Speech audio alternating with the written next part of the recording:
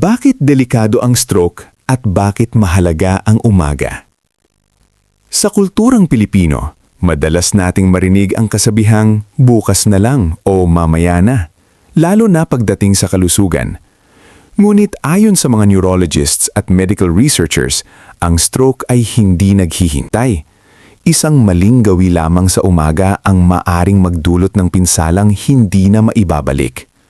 Sa Pilipinas, ang stroke ay isa sa mga pangunahing sanhi ng kamatayan at pangmatagalang kapansanan, lalo na sa edad 50 pataas. Marami ang hindi namamalayan na ang umaga ang pinaka-kritikal na oras ng araw pagdating sa kalusugan ng utak.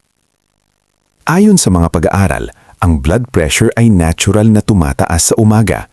Kung may kasabay itong maling gawi, tulad ng biglaang pagbangon, hindi pag-inom ng tubig o pagkain ng maling almusal, tumataas ang panganib ng pamumuo ng dugo, mamaaring magdulot ng stroke. Sa ating mga Pilipino, sanay tayo sa kanin, alat at kape sa umaga. Ngunit kung hindi tama ang paraan, maari itong maging tahimik na kaaway ng ating utak. Ang magandang balita, may magagawa tayo. Ayon sa neurologists, may 7 simpleng gawi sa umaga na kayang makapagligtas sa iyo mula sa stroke kung gagawin ng tama at tuloy-tuloy. Hindi ito mamahain, hindi komplikado, at higit sa lahat, akma sa pamumuhay ng Pilipino. Ang mga gawin na ito ay suportado ng medical research at ginagamit din sa mga stroke prevention programs sa iba't ibang bansa. Sa video na ito, tatalakayin natin ang 7 morning habits na parang simple lang, ngunit may malalim na epekto sa kalusugan ng utak at ugat ng dugo. Kung ikaw ay may edad 40 pataas, may high blood, diabetes o may kamag-anak na na-stroke, para sa iyo ang video na ito. Tandaan, ang umaga ang unang depensa laban sa brain disaster. Morning habit number 1, dahan-dahang pagbangon. Sa maraming Pilipino, sanay tayong bumangon ng biglaan, lalo na kung may pasok, may apo na haasikasuhin o may tindahan na bubuksan. Ngunit ayon sa neurologists, ang biglaang pagbangon sa umaga ay isang silent trigger ng stroke, lalo na sa matatanda.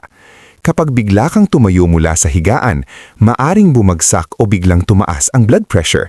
Ang tawag dito ay orthostatic hypotension at ito ay napatunayang may kaugnayan sa stroke at pagkahilo.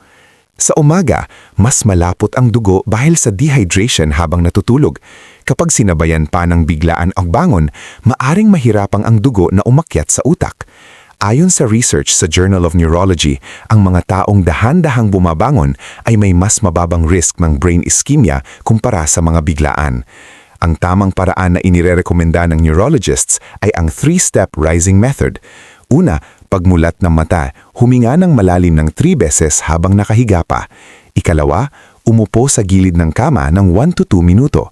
Ikatlo, dahan-dahang tumayo. Sa kulturang Pilipino, madalas itong ginagawa ng mga lolo't lola sa probinsya, isang halimbawa ng tradisyonal na karunungan na suportado pala ng siyensya. Ang simpleng gawin na ito ay tumutulong upang maging stable ang blood pressure at maiwasan ang pamumuo ng dugo sa utak. Hindi ito nangangailangan ng gamot o kagamitan, oras at disiplina lamang. Kung gagawin ito araw-araw, malaki ang maitutulong nito sa pag-iwas sa stroke, lalo na sa mga may alta presyon. Morning habit number 2, pag-inom ng tubig pagkagising. Isa sa pinaka-neglected na gawi ng maraming Pilipino ay ang pag-inom ng tubig sa umaga. Karaniwan, kape agad ang hanap o minsan ay wala talagang iniinom hanggang almusal. Ngunit ayon sa neurologists, ang dehydration sa umaga ay isang malaking risk factor ng stroke.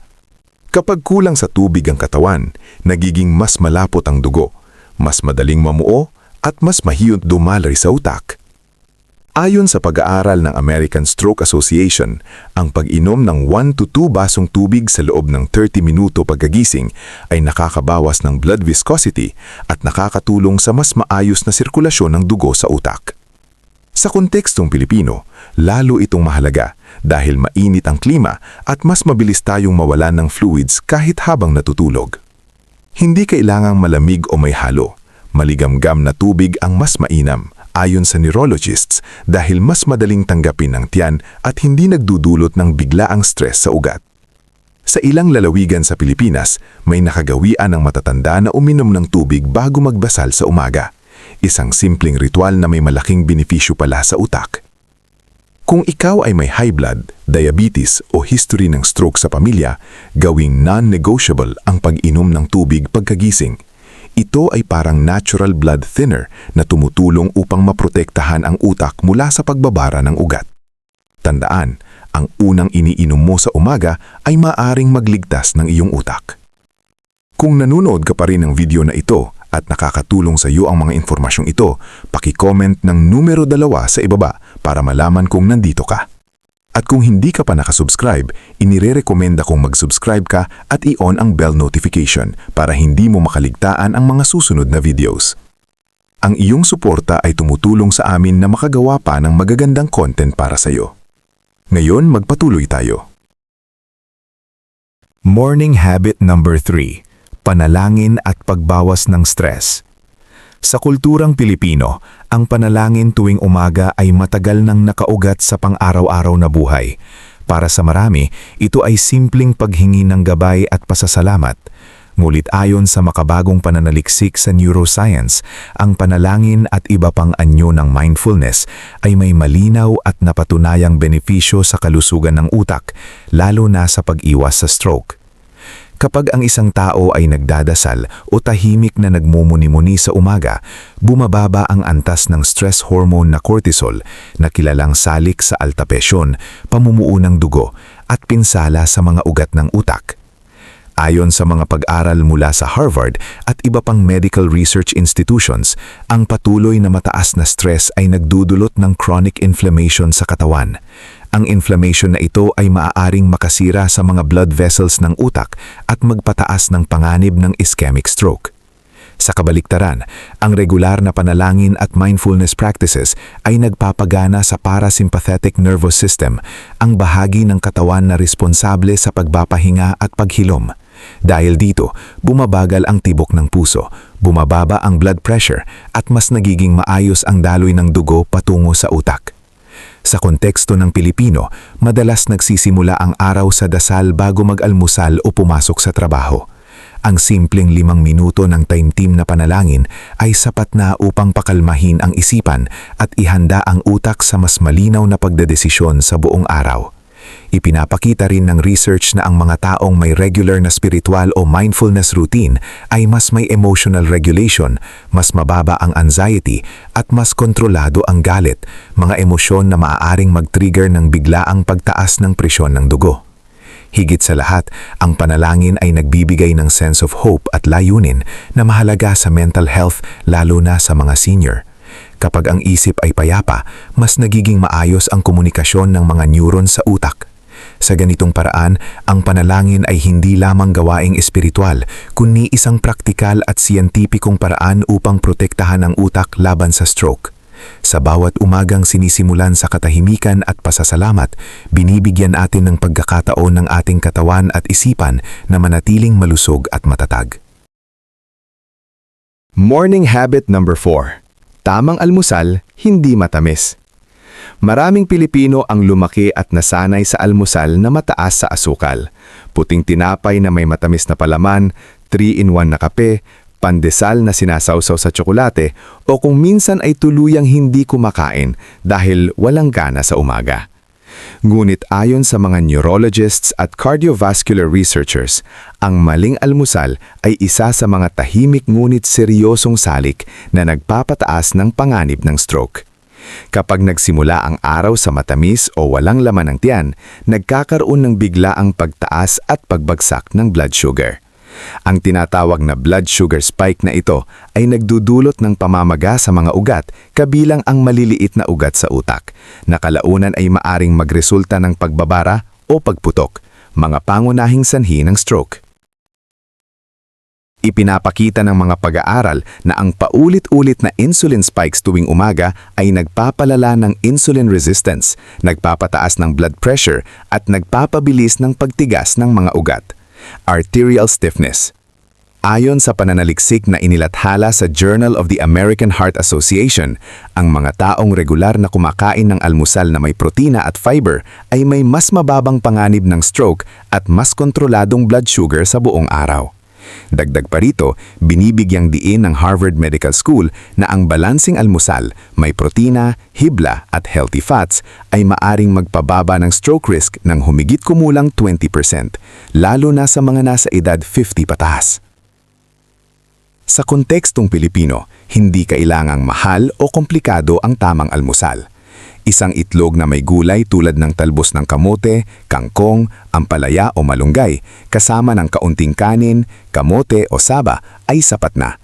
Ang protina ay tumutulong sa pag-repair ng mga selula, ang fiber ay nagpapabagal sa pag-absorb ng asukal, at ang healthy fats ay sumusuporta sa kalusugan ng utak.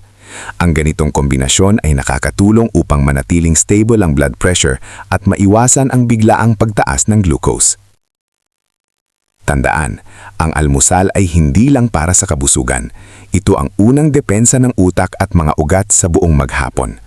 Ayon sa mga neurologists, mas delikado ang labis na matatamis sa umaga kaysa sa gabi dahil mas sensitibo ang katawan sa insulin sa oras na ito. Kapag tama ang simula ng araw, mas ligtas ang puso, mas kalmado ang utak, at mas mababa ang panganib ng stroke. Morning habit number 5. Morning sunlight at vitamin D. Ang sikat ng araw sa umaga ay hindi lamang para sa tibay ng buto. Ito ay mahalagang natural na gamot para sa utak at puso.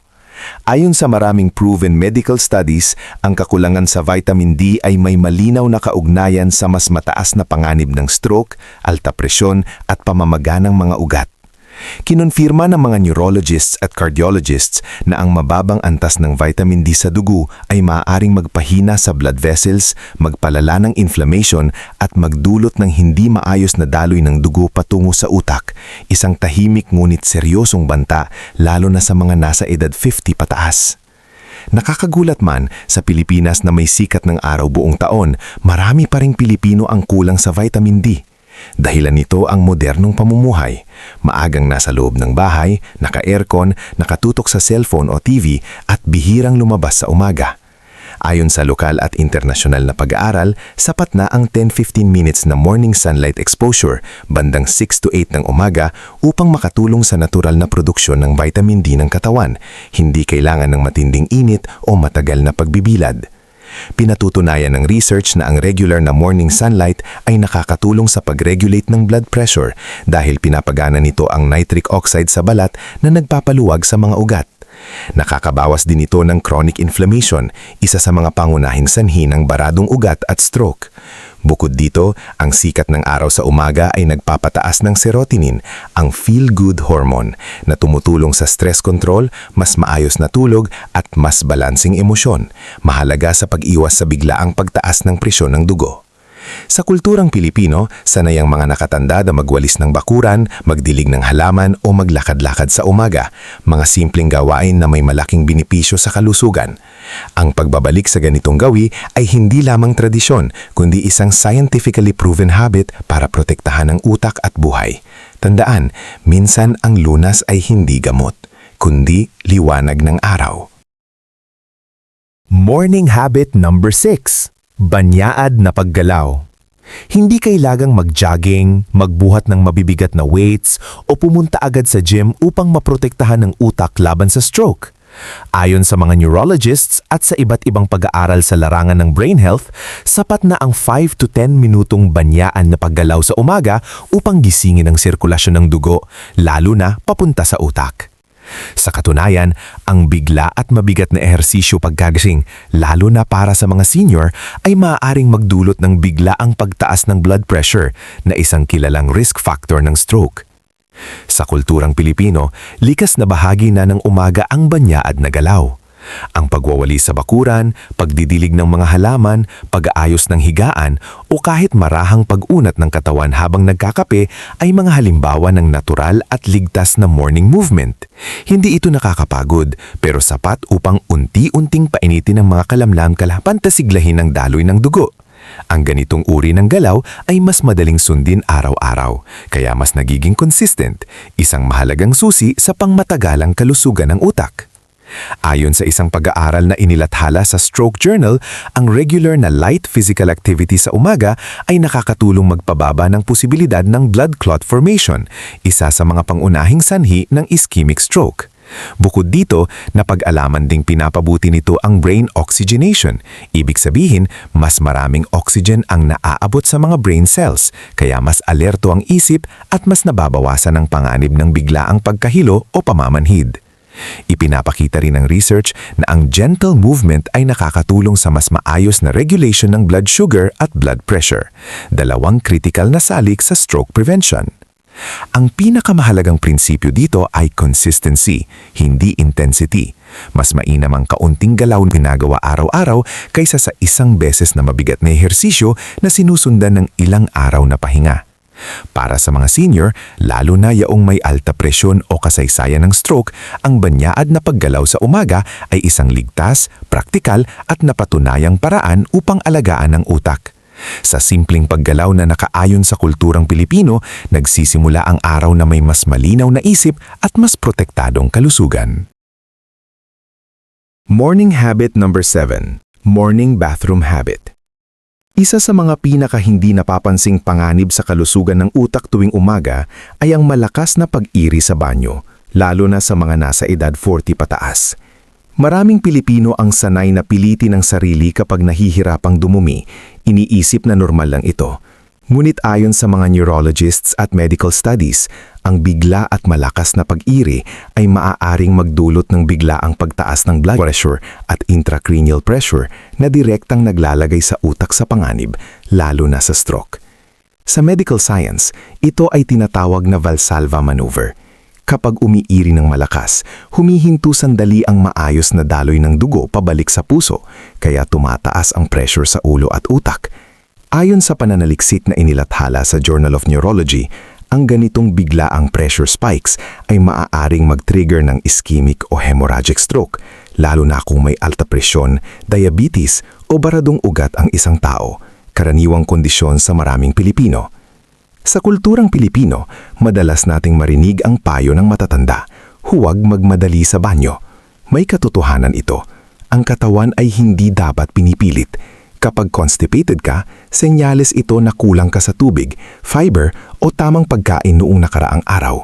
Ayon sa World Health Organization at American Stroke Association, ang regular na pag-inom ng sapat na tubig at pagkain ng fiber-rich foods ay mahalaga sa stroke prevention. Ano ang praktikal na solusyon? Una, uminom ng 1 to 2 basong tubig pagkagising upang pasiglahin ang natural na paggalaw ng bituka. Ikalawa, iwasan ang pag-upo ng matagal at pag-iri ng pilit. Ikatlo, mas mahalaga pa, ayusin ang hapunan.